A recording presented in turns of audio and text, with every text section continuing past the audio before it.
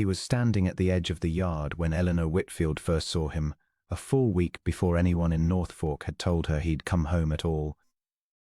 And for one suspended moment she thought the sight of him was simply another of the exhausted visions that came to her sometimes at the end of a long shift at the infirmary, conjured out of 2 years of waiting and wanting. But Asa Redmond did not vanish when she blinked.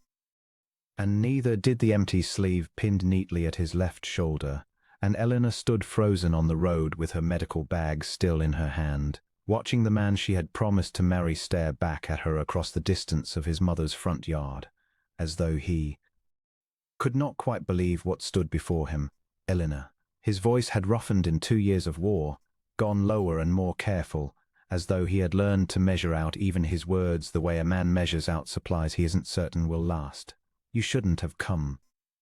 I asked my mother not to send word. Your mother didn't send word, Eleanor said, closing the distance between them, though something in his posture, stiff and guarded, made plain he wished she wouldn't. I heard it from the depot master, who heard it from the mail rider. You've been home 3 days and told no one who mattered. I told the people who needed telling, Asa said, and there was an edge in it that had not been there in his letters, in the 2 years of careful, tender correspondence that had kept her waiting through battles she only half understood and silences that had, more than once, nearly broken her outright. I didn't think that included you, not anymore. Eleanor felt the words land like a physical blow, and made herself breathe through it the way she had trained herself to breathe through every hard thing the infirmary had taught her to bear. You're going to have to explain that to me plainly, she said, because I don't believe, for one instant, that 2 years of letters ended the moment you crossed back over the Northfork line. Asa's jaw tightened and his gaze dropped briefly to the pinned and empty sleeve before returning to her face with something like defiance. Look at me, Eleanor. Look at what's come home to you instead of the man you agreed to marry. I can't work a plough one-handed.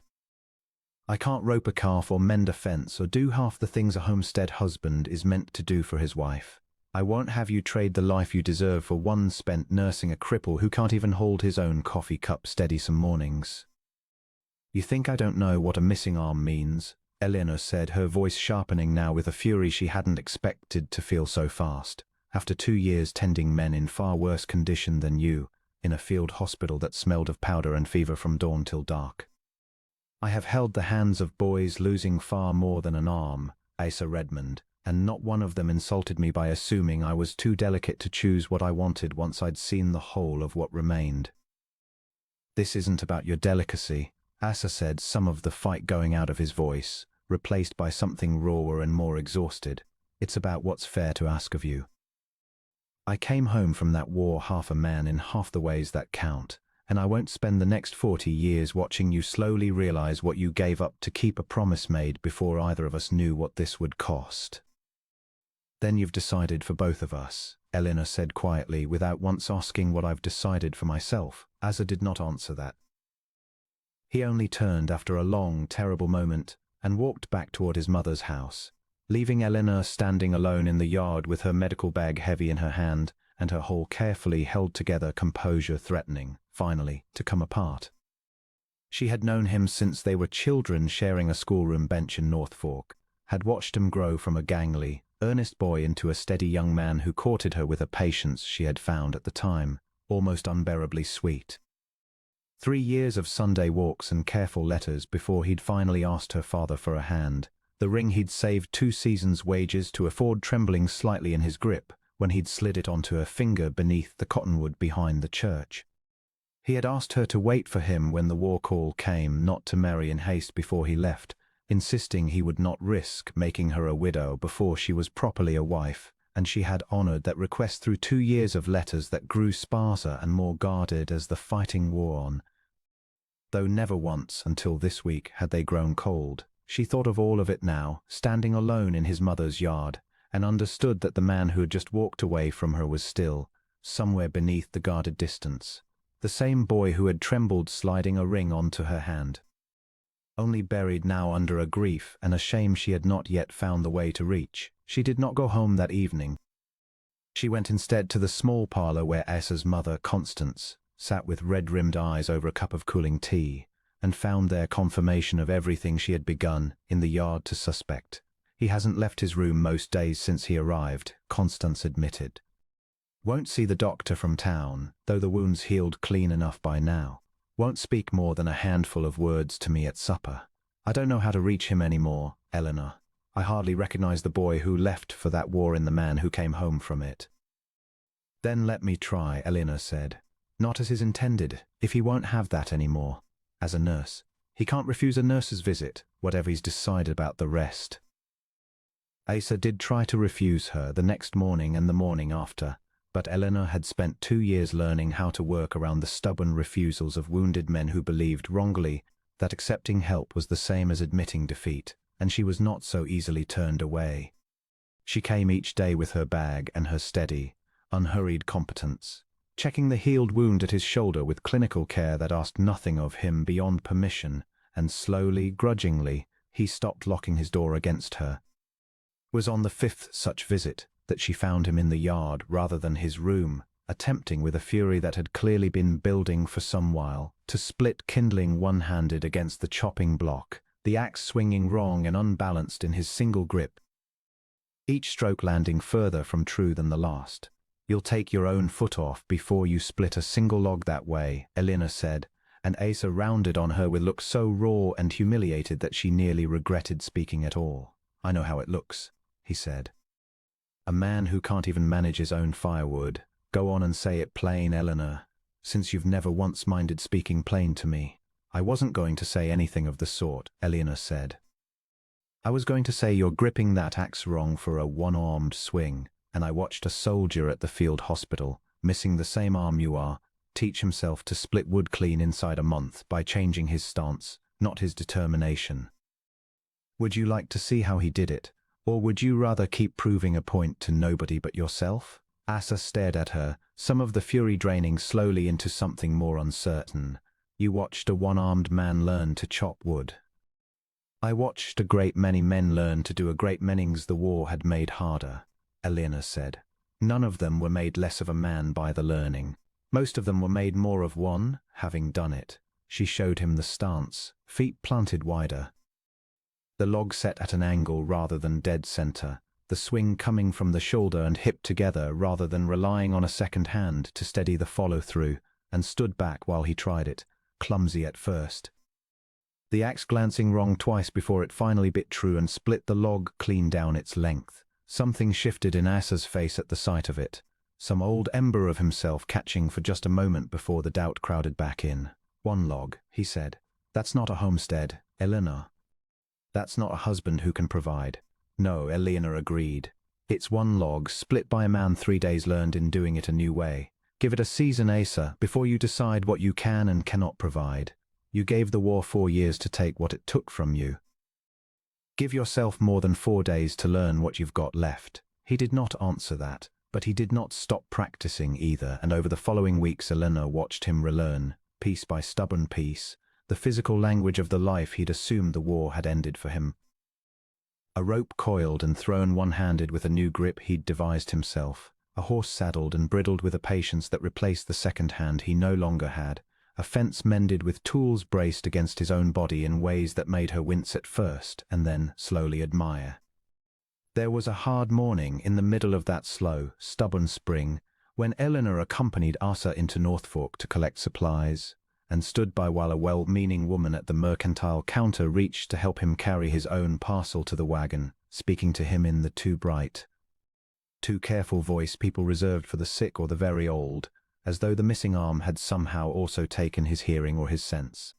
I can manage my own parcels, Mrs. Ashby, Asa said, not unkindly, but with a firmness that made the woman color and step back. I'd take it as a kindness if you'd let me prove that, rather than assume it isn't so. He carried the parcel out to the wagon himself, one-handed, setting it exactly where he wanted it before turning back for the next, and Eleanor, watching from the boardwalk, felt something in her chest swell with a pride that had nothing to do with pity and everything to do with the plaint of a man refusing to be diminished by anyone's well-meant assumptions, including, for the first time in weeks, his own. It was the first morning since his return that she had seen him hold his head level, walking down the main street of North Fork, unhurried and unashamed, and she understood watching it, that whatever ground they had gained in the quiet privacy of his mother's yard was beginning, slowly, to extend into the daylight of the whole watching town. Was a spring storm, sudden and violent even by Northfork's standards, that finally broke through whatever remained of Asa's careful distance. Eleanor had ridden out to check on Constance's health during the worsening weather, and found herself instead caught at the Redmond homestead, when the storm turned to something closer to a gale, the wind tearing at the barn roof hard enough that Asa, without a moment's hesitation, went out into the driving rain to secure it before the whole structure came apart. Eleanor followed, terror closing her throat, and found him on a ladder against the barn's leeward side, fighting one-handed against wind that wanted to tear both the ladder and the man from the wall, hammering a loosened shingle back into place with a determination that looked, in that moment, less like desperation and more like the plain, stubborn competence she remembered from before the war had ever touched him. "Asa, come down," she shouted over the wind. "It isn't worth your life. It's your safety and my mother's I'm minding, not the shingles." He shouted back, driving the last nail true before the wind finally won its argument with the ladder, tipping it sideways just as he released his grip and dropped the lost several feet to the mud below, landing hard enough that Eleanor's heart stopped entirely until she saw him push himself upright, cursing under his breath, whole and only winded. She ran to him anyway, dropping to her knees in the mud beside him, her hands running over his shoulders and his one good arm with a nurse's swift, checking competence that gave way, the moment she was certain he was truly unhurt, to something far less clinical. "You could have died," she said, her voice breaking now with everything she had held carefully in check since the day he'd stood in his mother's yard and told her to leave. "You climbed a ladder in a gale with one arm to save a barn roof, Asa Redmond, and you have the nerve to tell me I deserve better than a man who'd do such a thing?" "I had to know," Asa said, rain running down his face, indistinguishable now from anything else that might have been there. "I had to know if I still had it in me, the whole of it, not just the arm I lost, but the man underneath. I've spent 2 months certain the war took more from me than a limb, Eleanor. I climbed that ladder because some part of me needed to prove otherwise, to myself if to no one else." "And did you?" Eleanor asked, though she already knew his answer, could see it plainly in the shaking, adrenaline-lit certainty of his face. "I dessa said. I proved it plain enough that I don't have any excuse left to keep pushing you away. I've been telling myself for 2 months that letting you go was the noble thing, the fair thing.